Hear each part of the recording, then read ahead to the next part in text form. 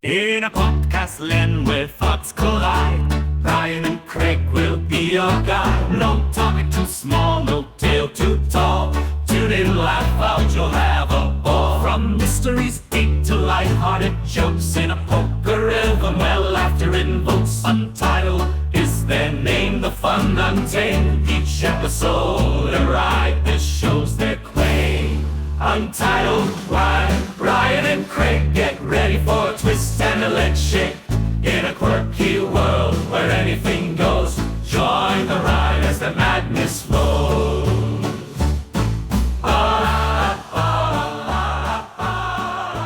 No pre-show for us today. No, it's straight into the thing. Brian has places to be. Well, not really. He's checking his Probably watch. grocery shopping.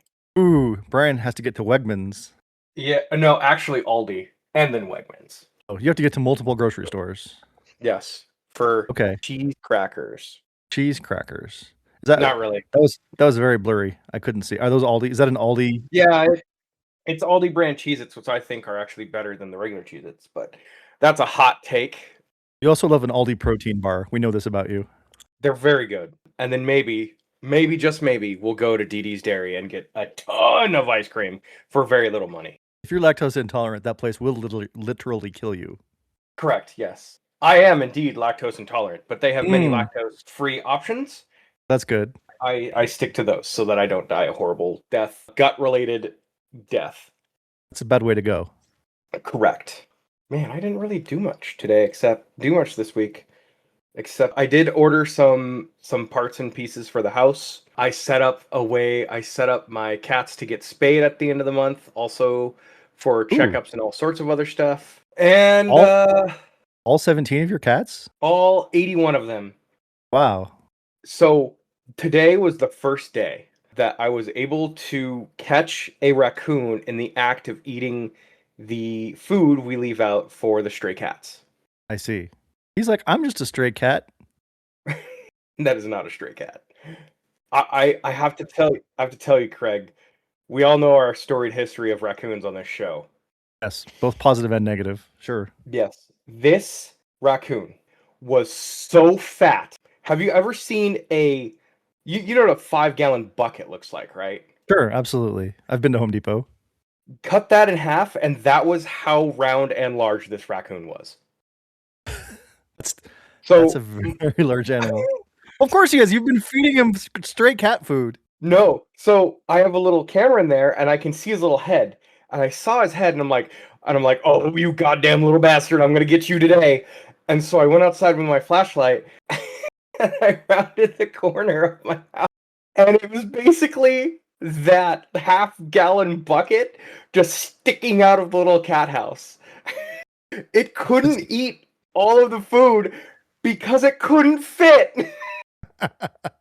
Just a fat raccoon, but getting halfway stuck inside of a cat house. Yes, it was. I love that for him. So large, and I was like, "Holy crap! This is the fattest raccoon I've ever seen."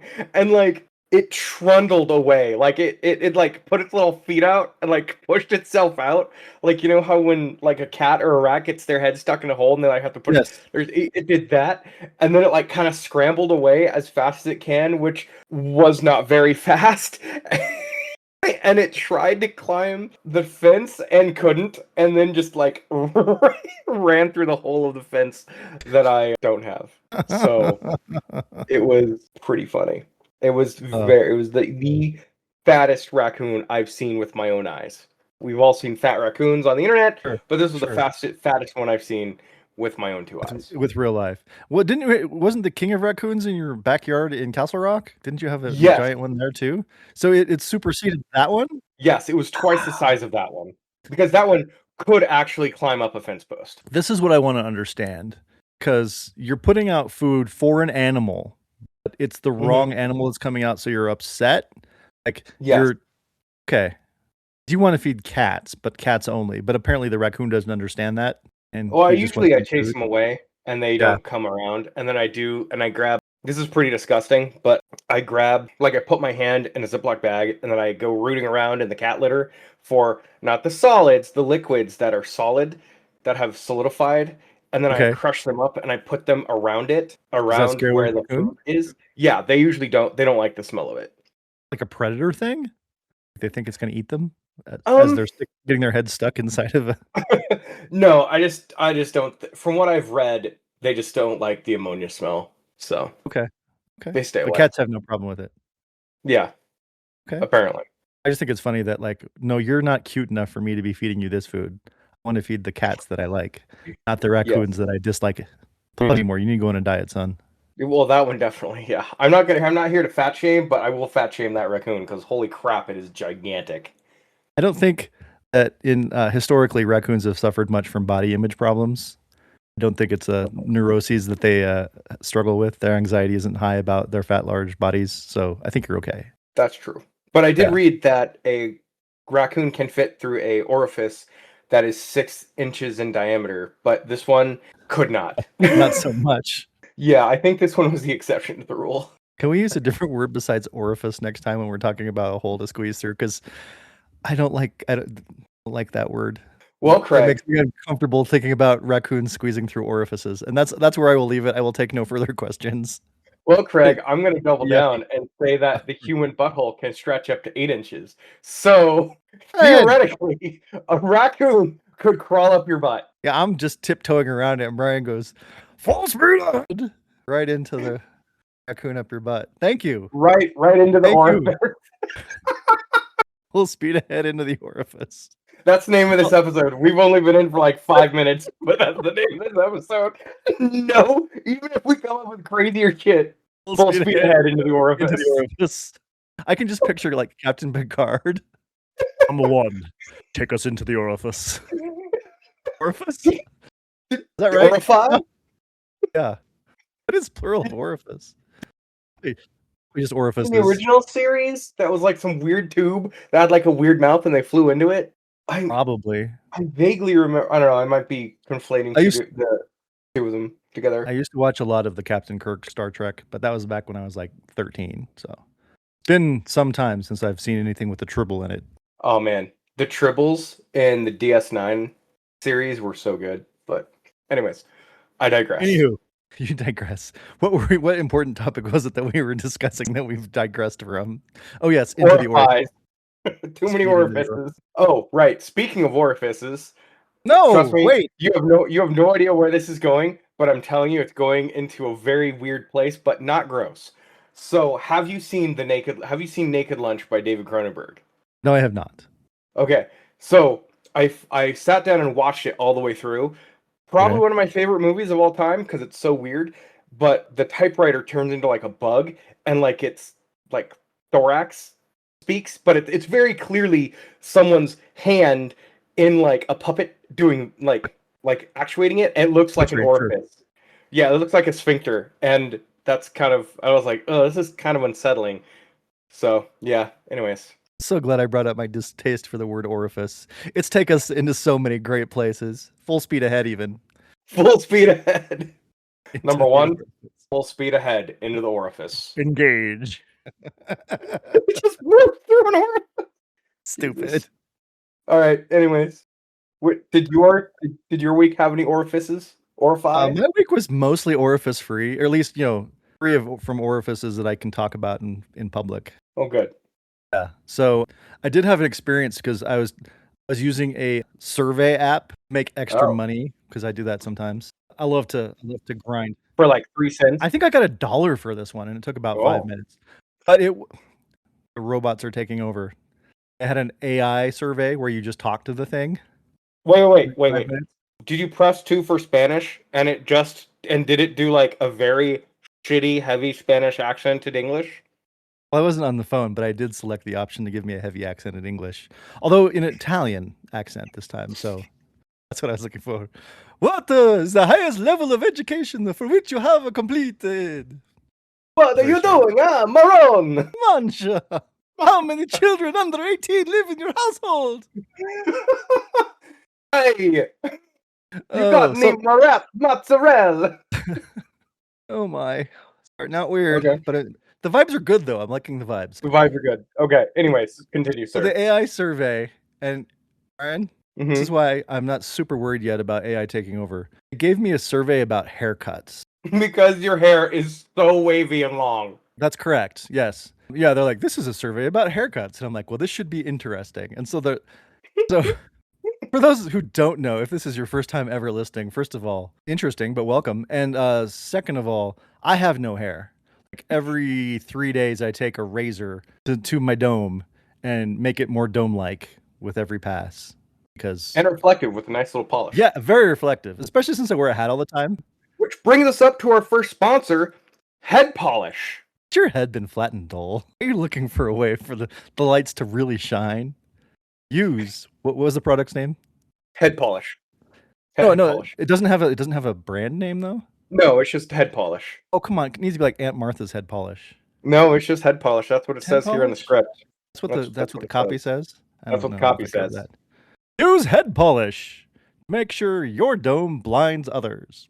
Okay, we're back.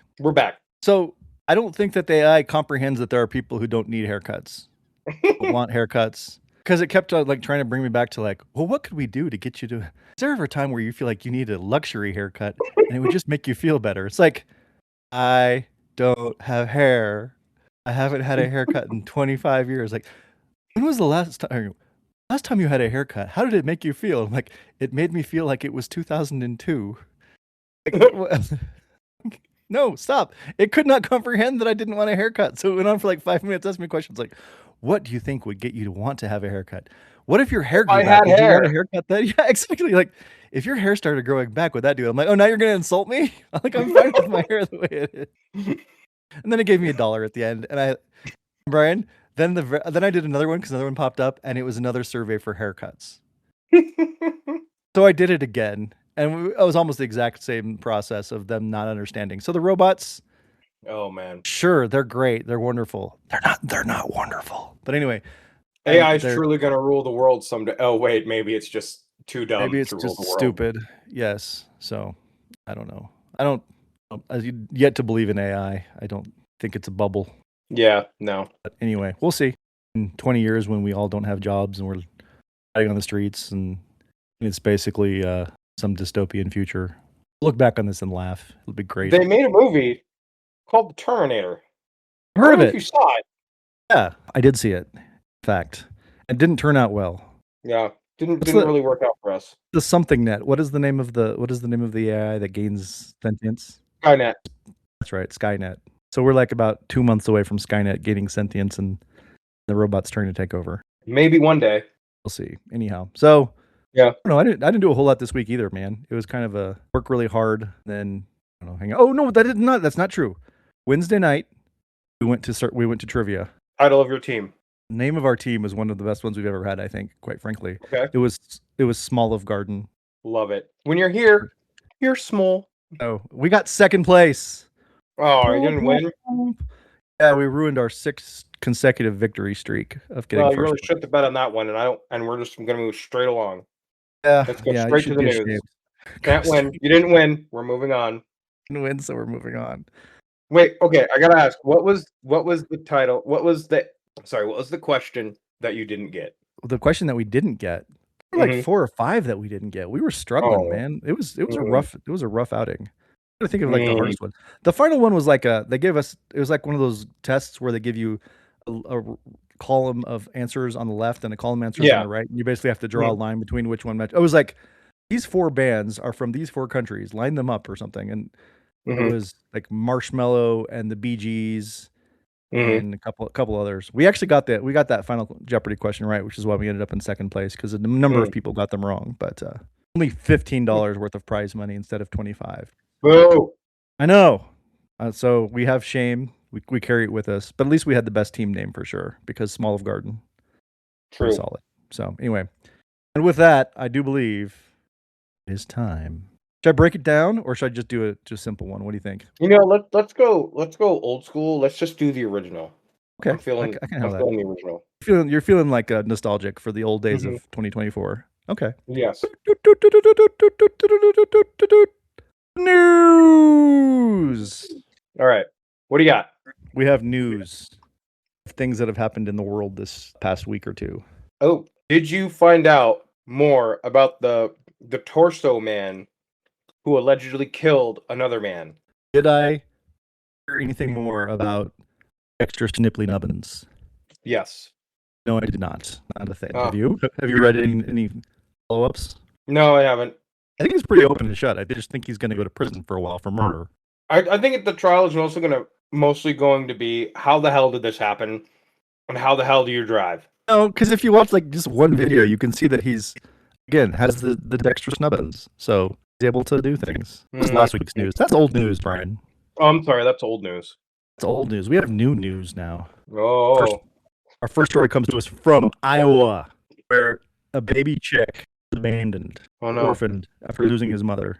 People stepped in. Brian, animal rescuers from the Animal Rescue League of Iowa rescued the baby chick, brought it in.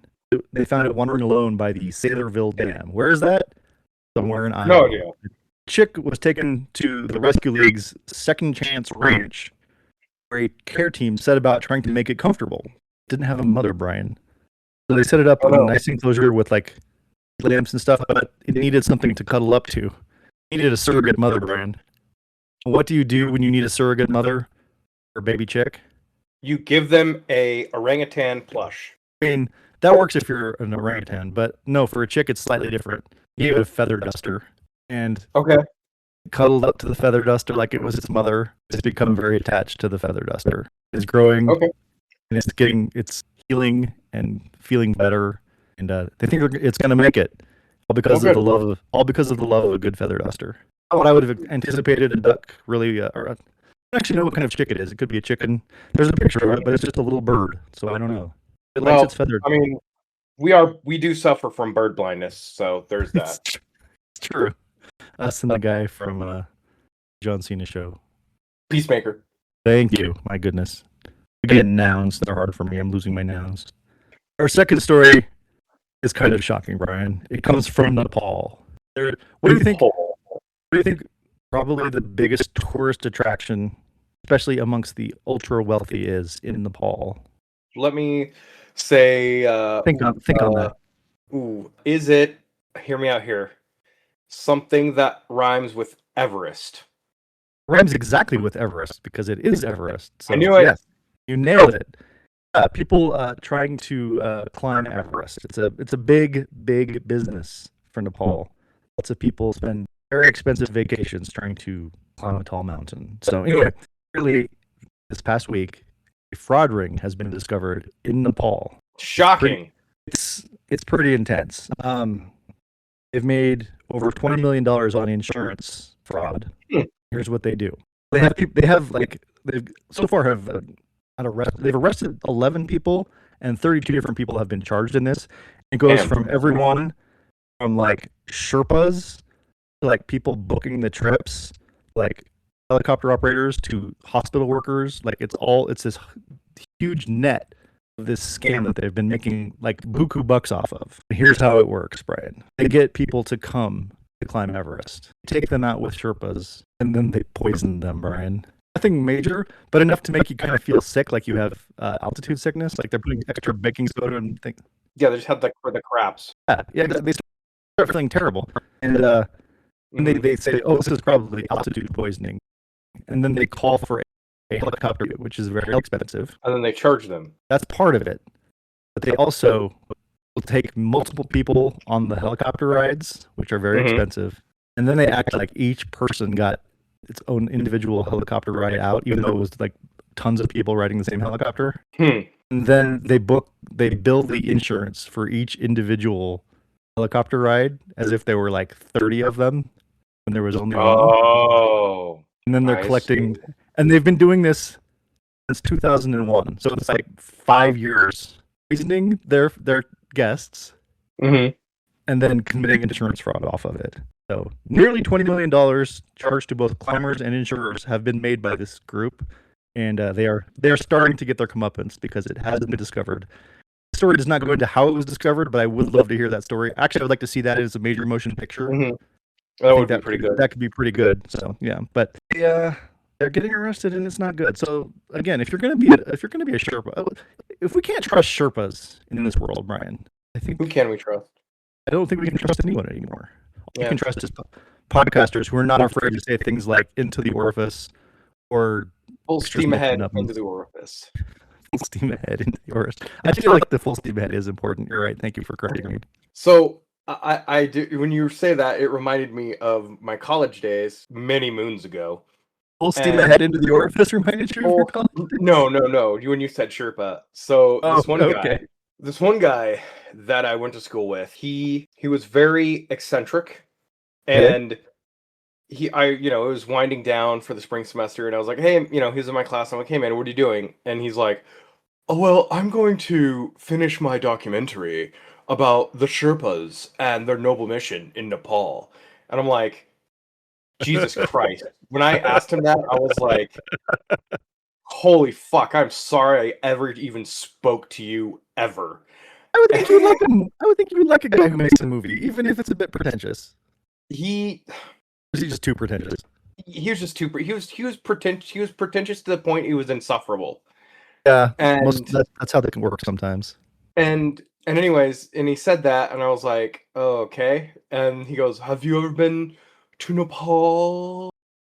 Just not just like that, but almost like that. And I was like, no. And he goes, well, you should. You really should.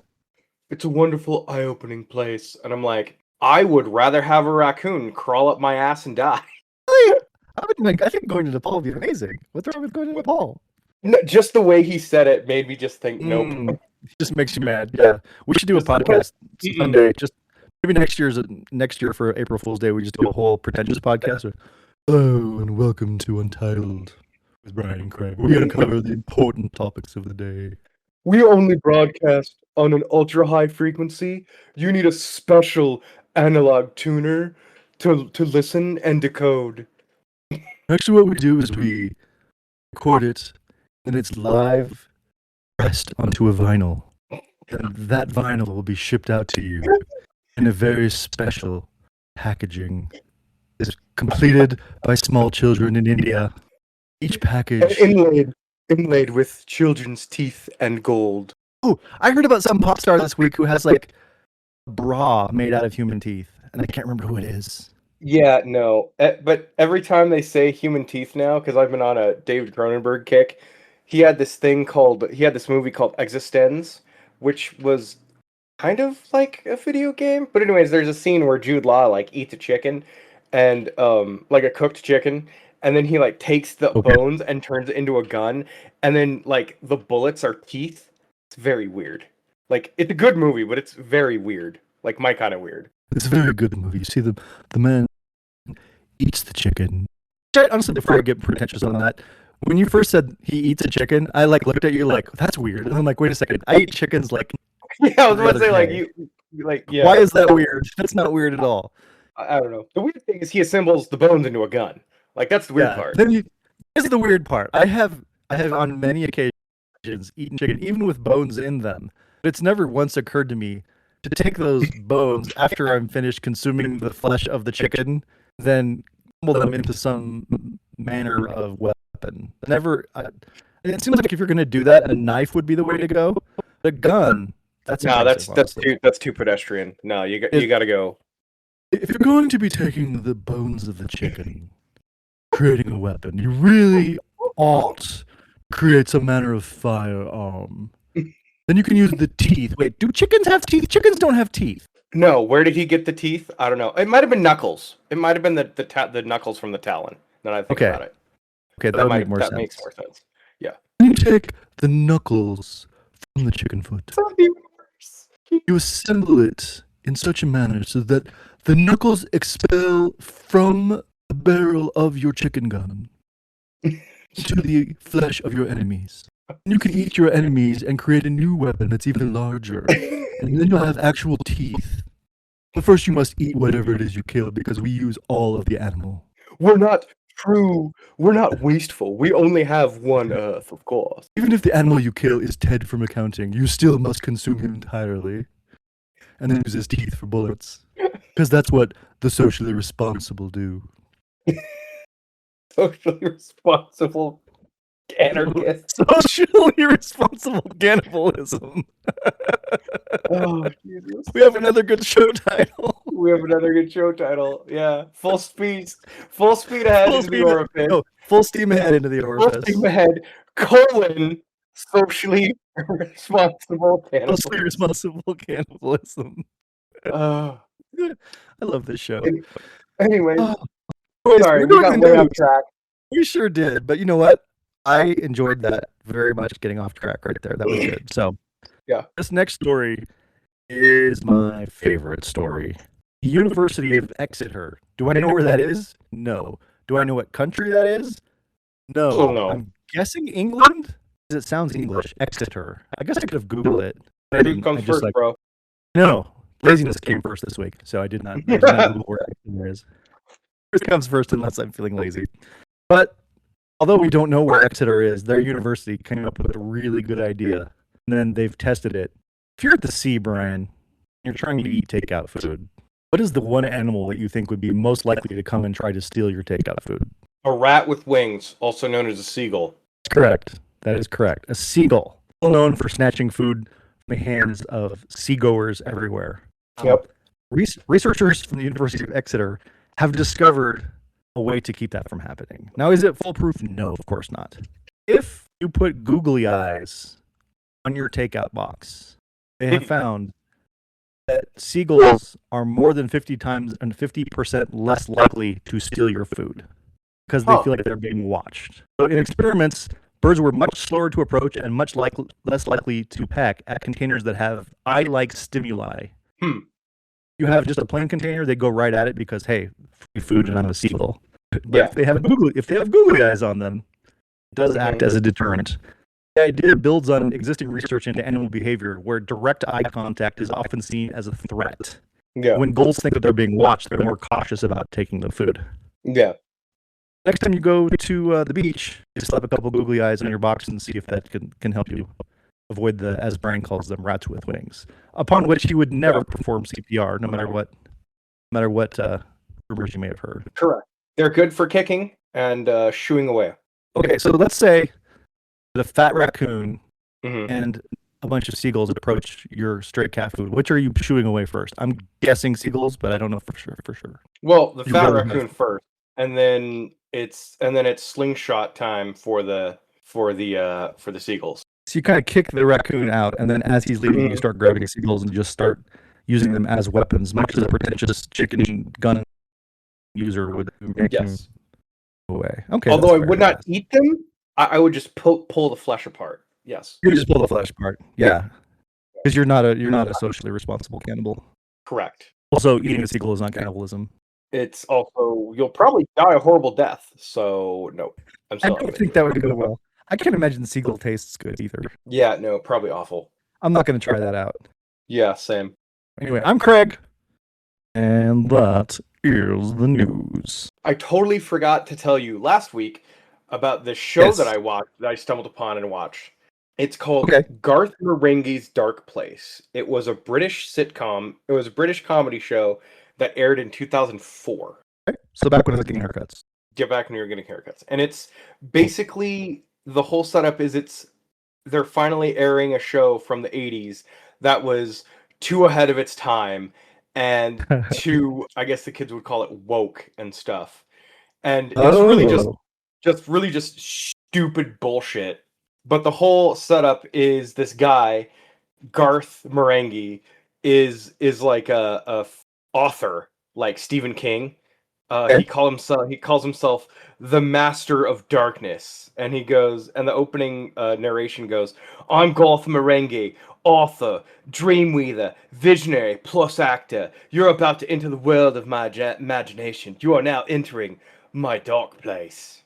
And it basically, the show takes place inside a hospital where the guy who plays Garth Lerner and his publicist is also an actor, but very bad within the confines of the show.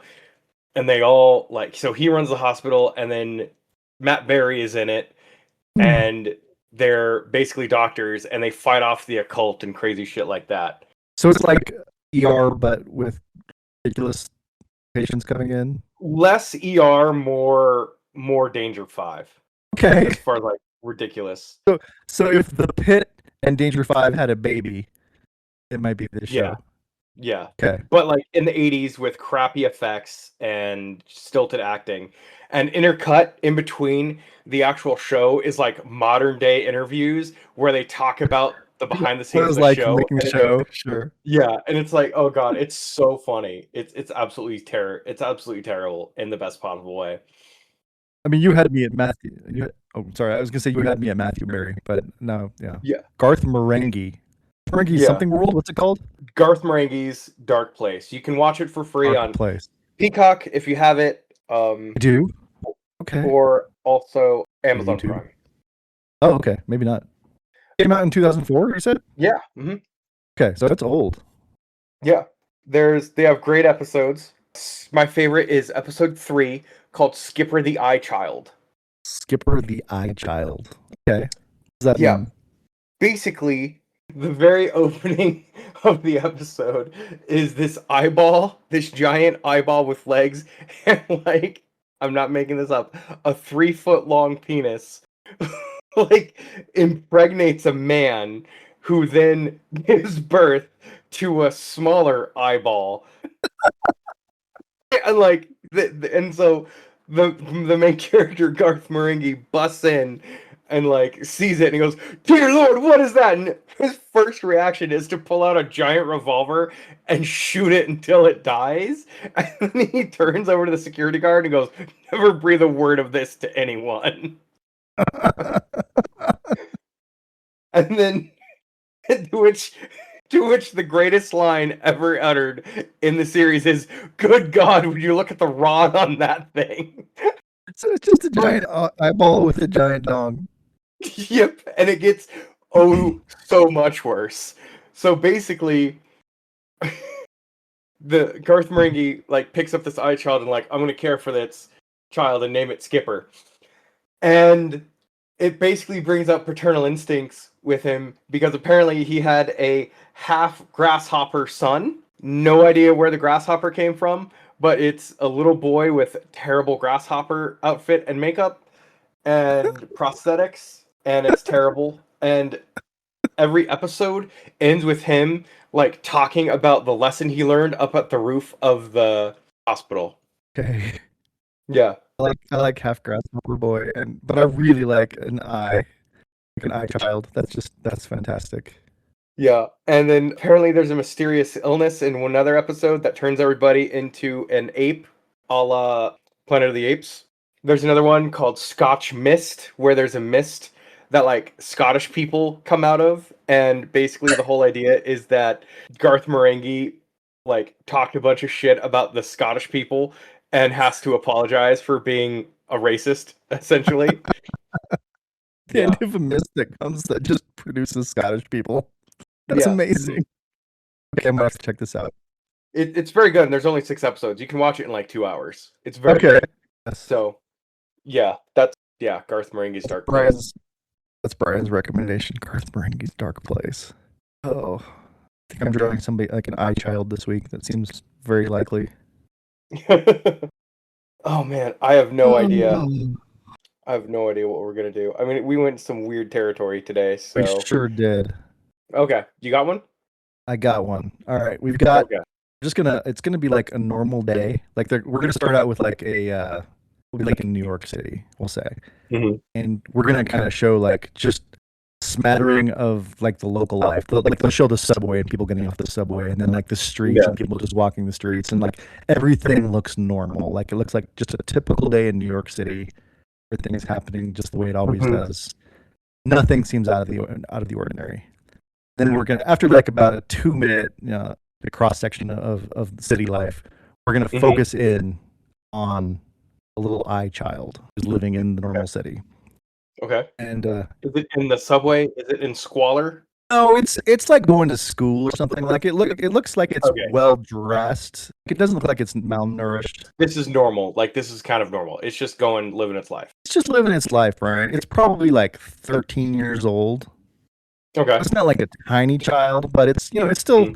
I think it's still prepubescent, so it's not a giant eye yet. It's healthy. It doesn't have pink eye or anything. It's like doing fine. Yeah. It's just walking down the street. So it's like an eye with legs, basically, and arms. Okay. I don't know what Garth Marenghi's eye child looked like, but this is what I'm picturing. Okay. It's not that, but you do. Yeah, yes. I did. I figured it wasn't, but this is my movie. We're just using Garth Marenghi for inspiration. And since I haven't seen it, I can have my own vision. So yeah, his arms and legs. He's walking down the street. He's just a big eye. Mm-hmm. He's not just a big eye. He's also arms and legs. But anyway, you get the idea. Yeah. And like meets up with his friends. He is the only weird thing in this movie. Like everything else is like normal children, normal adults, normal New York City. Like there's nothing else weird about it. It's never commented upon. Like it's not like, why are you so weird? Why are you just an eye? How come you don't have any other facial features? Why are you a freak? None of that. They just call him James. Yeah. And he's treated like every other child in the whole thing. So like the whole fact that he's an eye child doesn't really even matter. So then the audience is going, why is he an eye the whole time? And we never discuss it. And the movie will end and it'll just be like he was just a normal character. It's just he was an eye. So it's never ever remarked upon. But James is just looking to make his mark in the world. He's trying to figure out what his purpose will be.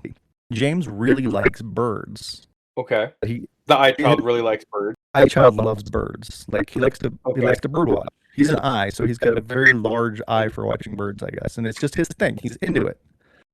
He turned into a 57-year-old man when he was 13, apparently, because that's what 57-year-old men love to do is watch birds, I guess. I haven't reached the bird watching stage of my life yet. I'm not positive it's coming, but it's coming. I don't know that it is, maybe. Okay, brief timeout. This is like 2 months old or something, but did you see the whole thing where like they're like every white person has a bird in their house? This was all over the social media a few months ago. Vaguely. I have a bird in my house. We have a picture that has a bird on it. Do you have a bird in your house? I was going to ask you this. No. I'm positive you might have a bird. I mean, there's a bird in the tree outside my window. But like, you might have like a little tiny statue of a bird or a picture that has a bird on it. Honestly, probably Caitlin has a stuffed bird somewhere, so I'll bet you do have a bird of some manner. She has like a pigeon. I have a stuffed Sam the toucan. There you go, bird. You have a bird in your house. Bird. Okay. Anyways, continue. Well, I was also thinking probably other races besides white people have birds, but maybe not. Maybe it's just a white people thing. I don't know. I've never been to any other race. I think it might be a white person thing. Very well could be. So anyway, I'm sorry that I just had to digress on that because I wanted to ask if you had a bird in your house, and you didn't think you did, but then you do because you have. Anyways, James wants to have more ability to kind of control the birds, but he doesn't really know how. Okay. Until he stumbles quite accidentally upon the magic of bird math. Bird math, okay. Yeah. And what he does, he's just goofing around. He's not even trying, like this was just in his spare time when he's not trying to control birds. He's just out playing. And what he liked to do is create puppets. That's one of his other hobbies in addition to watching birds. Right, okay. So what he did is he put some googly eyes onto a feather duster. And he didn't realize that unlocked the magic of bird math. Okay. Because if you have a googly-eyed feather duster, you have both the power to attract and repel, Brian. The ability to attract and repel. Okay. Yes, because birds love feather dusters, but they hate googly eyes. Learned this in the news today. Well, obviously. Yeah. So what he learned is that if he carried this feather duster with him, if he wanted, he could control the birds. Because if he wanted them to come closer, he would point the feather duster end. Like the birds don't even have any power. Like once you combine those two into one item, it like becomes a magic talisman. So like he could point the feather duster version at the bird that he wanted to control, and it would almost like involuntarily come towards him. So he could. I need to see this bird more closely. So it would be like a really rare bird that he wanted to bird watch. He would point it in that direction, and the bird would just come to him. Okay. Conversely, say he's being attacked by a large falcon or some manner of predatory bird that he wanted to go away. He's an eye. Sometimes birds just want to come and peck your eye.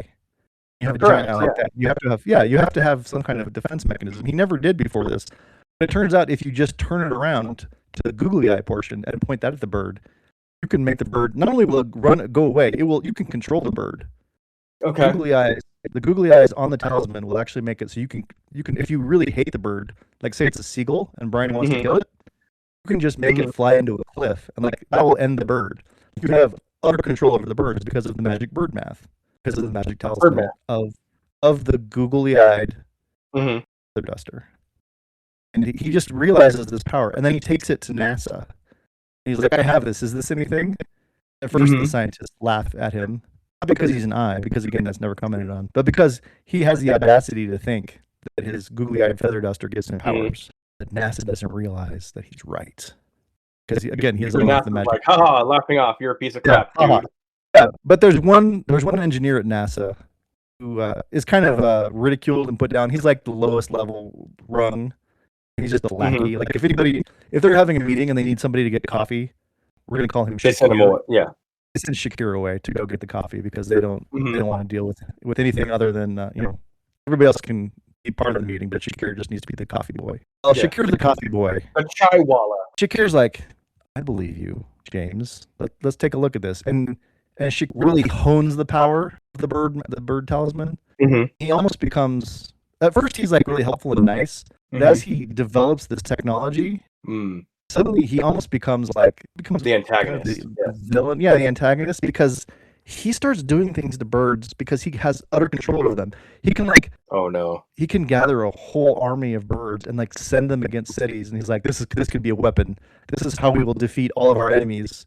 And then he he tries it out, and he sends an entire army to Rochester, New York, and he just devastates Rochester with an army. Well, let's be real. You can't devastate what's already destroyed, so they just make it worse.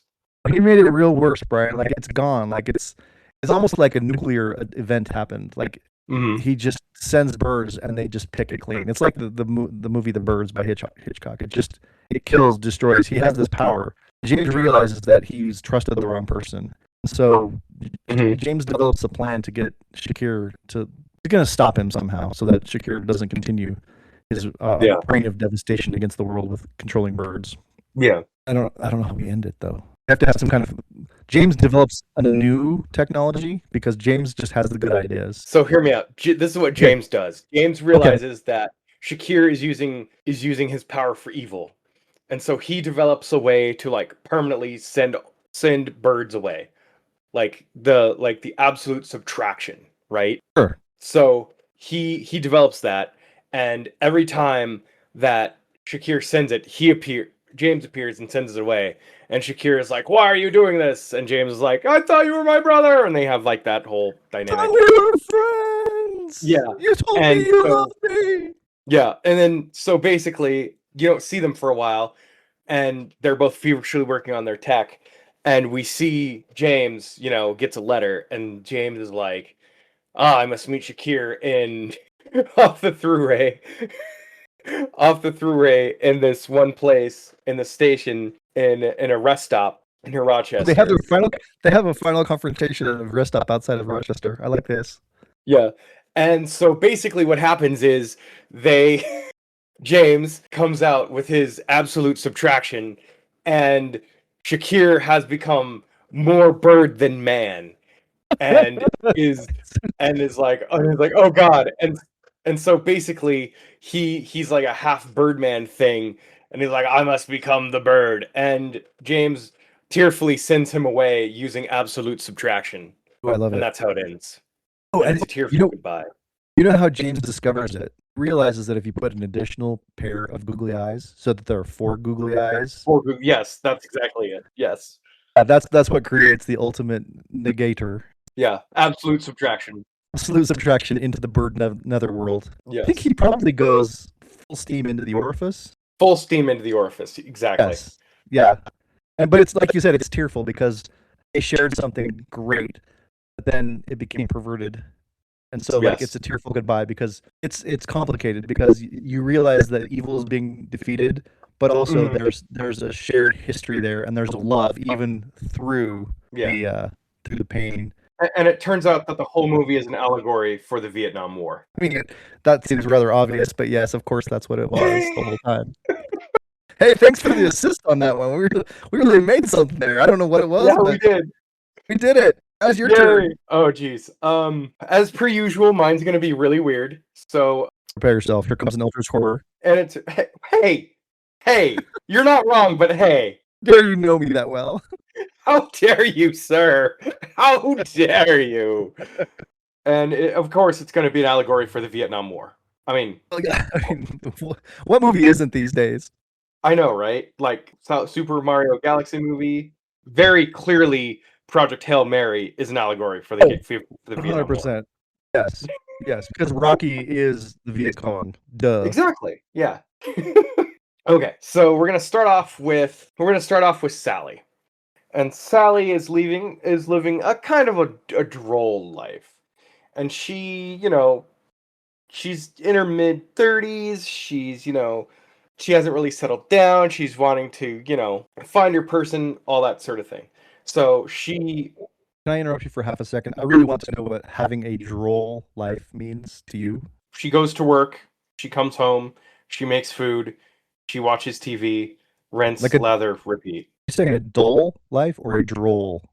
Droll, like it's another word for dull. Oh, I thought droll is like mildly pleasant, positive, slightly humorous, but not super humorous. No, we need no. to Google the meaning of the word droll. Fine, she lives a mundane, boring life. Okay, I'm not trying to mock you. I honestly don't know, and I'm curious. Let's continue. I'm going to Google this. Okay, so anyways, one day she wakes up to a scratching outside her window, and it is a massive raccoon. And like this? She's like, "Oh God, what is this horrible thing?" And the raccoon says, "I would never call you a horrible thing." And she's like, "Oh my God, it talks!" And so basically, she goes on an adventure with this raccoon because the raccoon is like, you are chosen to be a secret agent of insert name here. I don't know. Droll. That could be the agency. Yeah, droll. Okay. And she's like, "What does that mean?" And she's like, "Well, you need to, do these things, and you have the power of birds." And she's like, "What?" And so the raccoon is like, "Yes, the power of birds is at your command." And so he looks around and finds a feather duster and like, use that. And she's like, "Okay." And then as soon as she grabs it, it turns into a magic wand, like kind of like a magical girl, like Sailor Moon, Sure. But it has like a bird head. Her power amulet is a feather duster. Yes. We have this in common. Yes, but it's a bird. And so she tries to, control a bird, and what she gets is a vulture.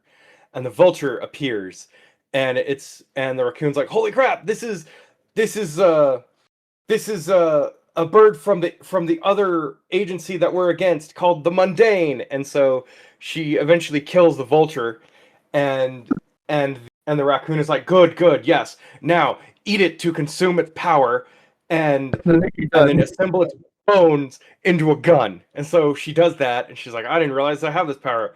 And the raccoon is like, "Yes, this is what I mean when you have the power of bird." Power of bird. Your role agency. And so, but eventually, and then it gets progressively weirder. So, but all the while, she doesn't realize that she herself is slowly turning into a bird. So the way that it's told is that she is like losing her hair and she thinks it's stress, but really it's feathers growing in. Okay. Yeah, so like she doesn't realize this is happening, but like you see it in the people she walks past because they're like, "What is that thing?" Like they're like, "Ugh," and she doesn't really realize it. And then eventually that's one of the B or C stories where she's like, "Oh my God, I'm a bird." How slow does a transformation have to happen for you turning into a bird for you not to notice it? Over weeks. Okay. You think if you started growing feathers, you wouldn't notice it if it took weeks? Well, she's, clearly focused on, surviving the attacks of Mundane. So anyway, she's using her wand and this gun that she made. And what was the other news story we had? It was a baby chick, a feather duster. Baby chick. We had the people in Nepal. Yes. So, and then she eventually, uncovers this conspiracy that's people committing insurance fraud. And so she undoes that, but really it's Mundane trying to create money, launder money. And so she takes that down. And then what was the other one? It's another bird story. It was the seagulls that stay away because of googly eyes. That's right, yes. And eventually Mundane reveals, like, they have the two googly eyes, and she's like, "Ah, it's so gross, I have to look away." And then that's when she realizes, "Oh my God, I'm a bird." She sees herself in a dirty puddle, and it's like, "Oh my God." And she's like, "How do I do this?" And so eventually she, hold on, I'm trying to figure out a way to work in an orifice. Full steam into the orifice. Yeah, I'm trying to. Or socially responsible cannibalism. Either that can also be. Well, she has to consume the flesh of other birds. Of other birds, so that's where that's going to come in. Yeah, I don't know how you so I don't know how you do an orifice in there. That's all up to you, my man. Oh, I know why. Because Mundane is controlled by an albatross, and the raccoon is like, you know what you must do? You must fly up the orifice. And she's like, I'm pretty sure that's called a cloaca, but we won't get into that. And so, speaking of the albatross orifice, yes.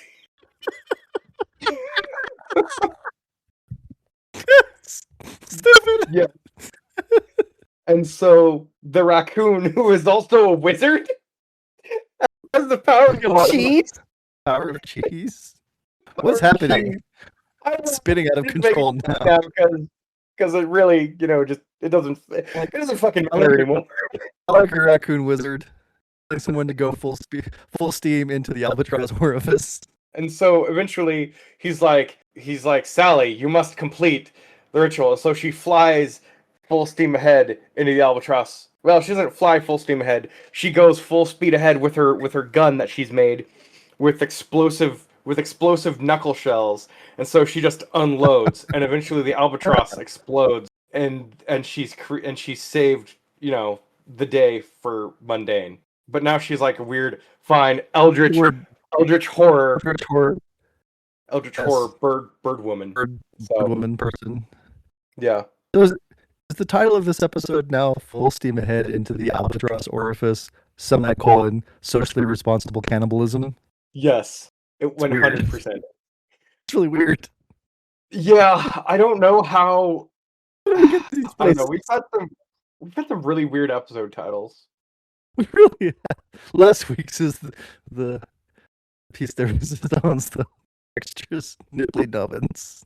Still makes me laugh every time I read it.